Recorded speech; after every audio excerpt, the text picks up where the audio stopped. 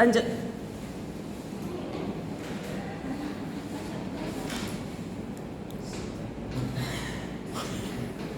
Selamat malam teman-teman semua. Malam. Yang kami hormati Bapak dosen, Bapak Panitia. Kami dari kelompok ubur-ubur ingin meminta izin untuk mempresentasikan hasil PPT kami, yaitu analisis clustering menu makanan menggunakan KMS. Anggota kelompoknya itu ada saya sendiri, Karisma. Di sini ada rekan saya, Juliana. Di sebelah kiri saya ada rekan saya juga. Nah, kita akan mulai presentasi kami.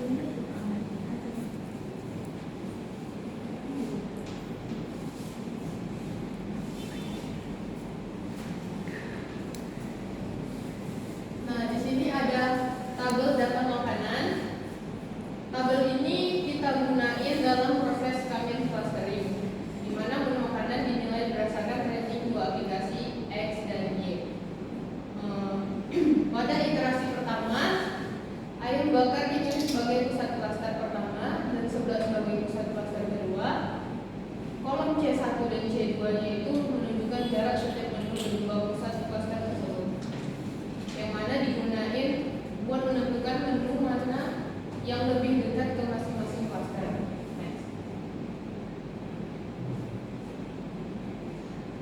Perhitungan jarak ke klaster C1 dan C2. Di sini udah ada tertera rumusnya, di mana klaster pertama itu ada ayam bakar, klaster keduanya itu sebelah. Jadi kalau ditanya di kolom C1 dan C2 nya itu sudah tertera ya, karena kita udah jelasin bahwasanya sebelumnya klaster pertama dan perhitungan klaster pertama klaster keduanya itu ayam bakar dan juga sebelah. Penentuan klaster berdasarkan jarak dibentuk. Nah, di sini kolom bin pada tabel tersebut fungsinya itu buat nunjukin nilai jarak terkecil antara masing-masing menu makanan kedua sentroid. Nah, yaitu C1 dan C2. C1 itu ayam bakar dan C2 nya itu adalah sebelah. Nah, setiap baris mewakili sebuah menu. Dari hasil perhitungan jarak dari C1 dan C2, nilai yang terkecil itu akan ditulis pada kolom minimum. Nilai ini mewakili seberapa dekat menu tersebut dengan salah satu sentroid. Setelah diketahui mana jarak yang lebih kecil, kolom klaster digunain buat menentukan klaster mana yang menu tersebut termasuk. Nah, jika nilai pada kolom ini sama dengan jarak ke C1, maka ia termasuk ke dalam C1. Sebaliknya juga kayak C1 tadi, jika nilai min-nya sama dengan jarak ke C2, maka ia termasuk ke klaster kedua. Dengan begitu, kolom klaster menunjukkan hasil pengelompokan berdasarkan kedekatan terhadap sentroid individu menggunakan metode jarak Euclidean.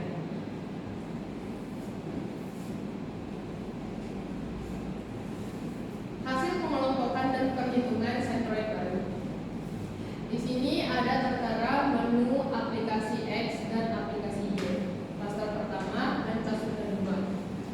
Di sini kita udah tahu ya jumlah dan rata-ratanya.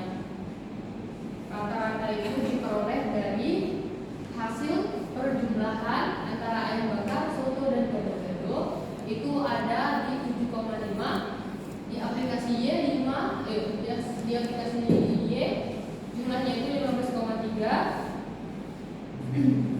Terus rata-ratanya itu 2,5 dan 5,1. Dapatnya dari mana? Dapatnya dari perjumlahan dari ayam bakar, soto dan gado-gado dibagi 3, karena datanya juga ada 3 dibagi 3. Jadi dapat hasilnya 2,5 dan 5,1. Nah, tabel di sini menunjukkan hasil pengelompokan data ke dalam klaster pertama dan klaster kedua berdasarkan jarak terdekat sentroid. Setelah itu dihitung nilai aplikasi X dan Y untuk menentuin sentroid baru. Sentroid baru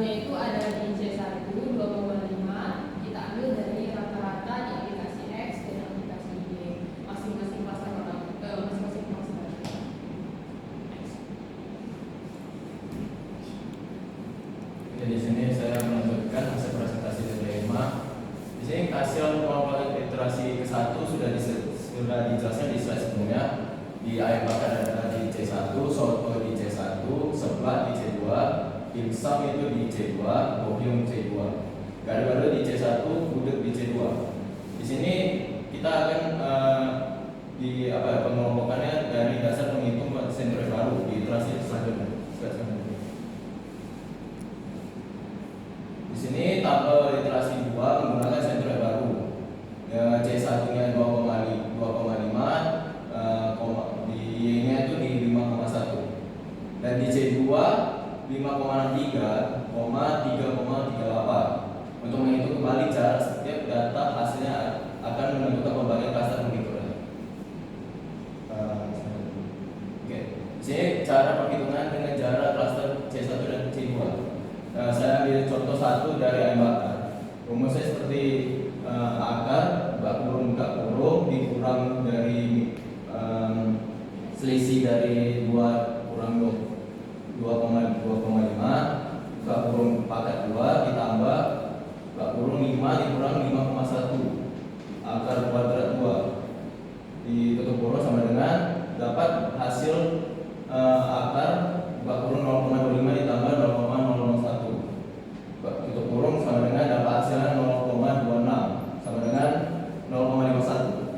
Sama juga seperti rumus yang sebelumnya, C2 juga menggunakan rumus yang tadi dengan dapat hasil 3,97 dan seterusnya menggunakan sama.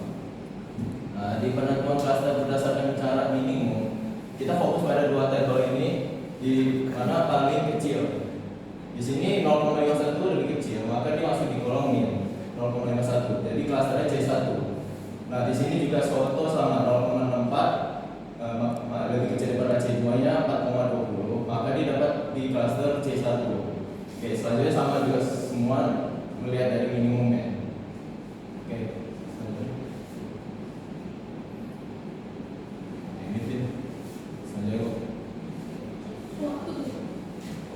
Ini tabel menunjukkan hasil pengelompokan data dari ke dalam klaster C1 dan C2 berdasarkan jarak terdekat ke sentroid pada iterasi sebelumnya. Nah, setelah pengelompokan dihitung rata-rata nilai aplikasi X dan Y dari setiap klaster untuk menentukan sentroid baru. Nah, di sini C1-nya dapat untuk aplikasi X 2,8, untuk Y-nya 4,95. Sentroid C2-nya X-nya itu 0,17, Y-nya 3. Sentroid ini akan digunakan untuk iterasi berikutnya dan proses iterasi akan terus berlanjut hingga pembagian klaster tidak berubah. Next. Tabel ini memperlihatkan hasil pengelompokan data menu ke dalam klaster C1 dan C2 pada iterasi pertama dan kedua. Pada iterasi kedua, beberapa menu di sini kan ada nampak iterasi ke-1 dan kedua ada yang berbeda di bagian akhirnya, di mana iterasi pertama itu C2 dan iterasi kedua C1.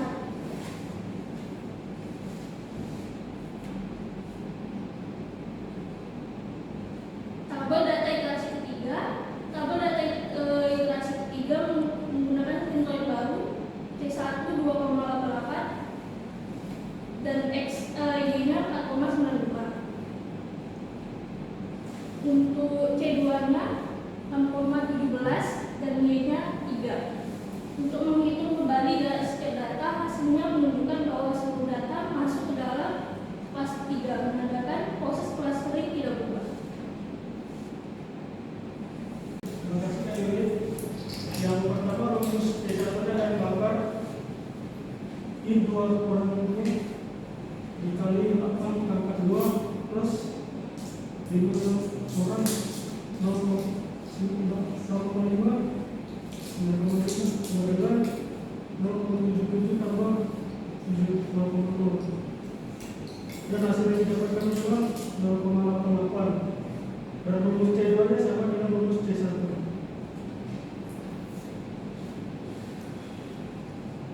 Penentuan klaster berdasarkan jarak minimum sama seperti pada tabel min dan klaster sebelumnya iterasi 1 dan kedua.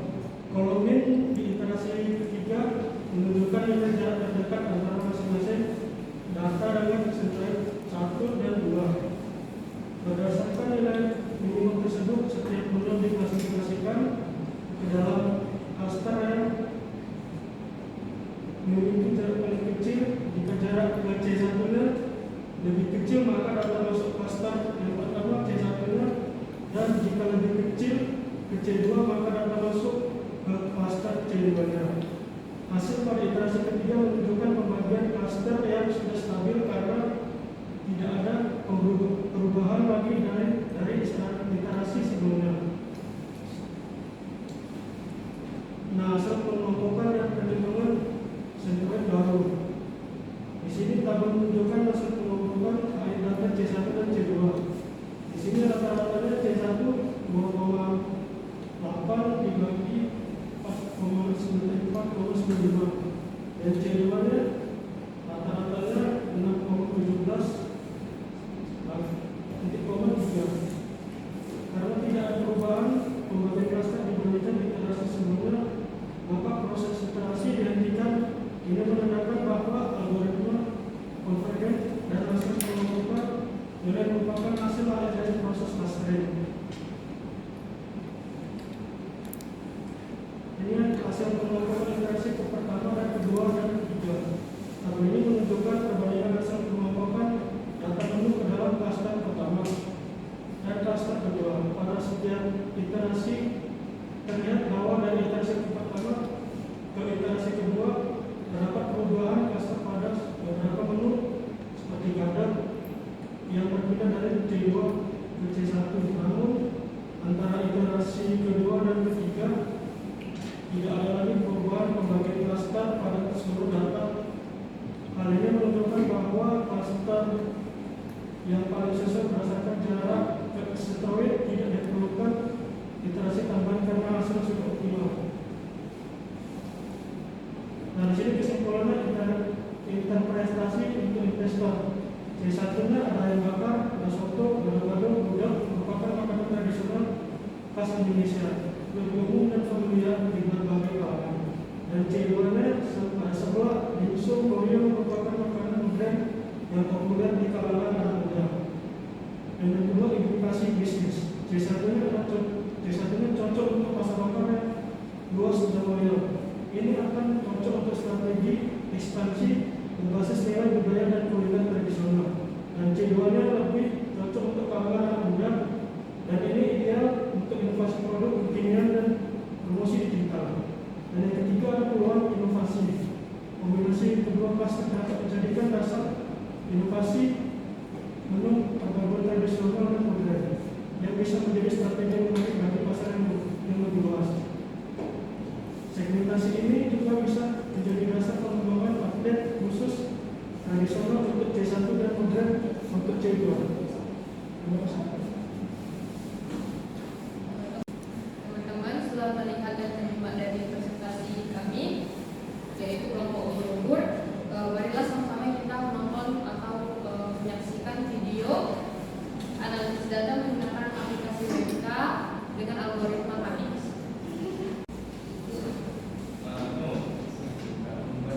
Iya.